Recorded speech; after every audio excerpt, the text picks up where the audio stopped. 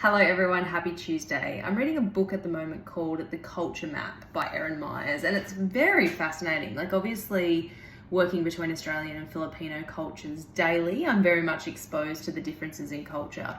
But just how much that changes and how much impact that can have on day-to-day communication, working relationships and outputs is really fascinating. So I'm going to post some proper stats tomorrow and some graphs that she's actually allows you to see as a result of getting the book.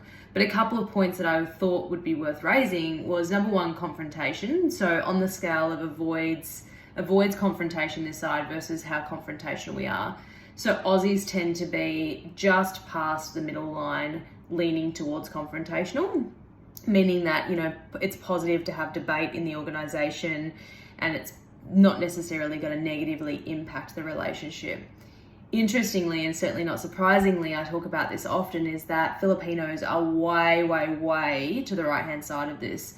They avoid confrontation like the plague. It is extremely negative, it's inappropriate out of the Philippines, and it really breaks what they call group harmony or really negatively impacts the relationship.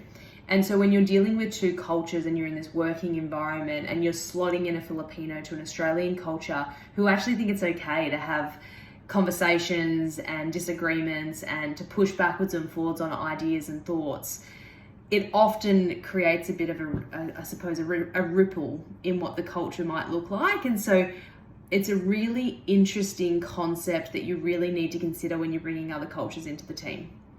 How you operate is fine, and by all means you can work with your team members to bring them into that culture and remind them that it's okay and it's safe.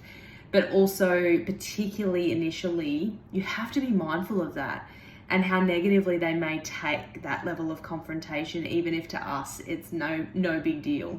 So I'll post some real graphs on this tomorrow, but definitely was worth sharing up front, and I'd love to hear your comments, or if you've had instances where you've seen this yourself across many different cultures, I would love to hear about it.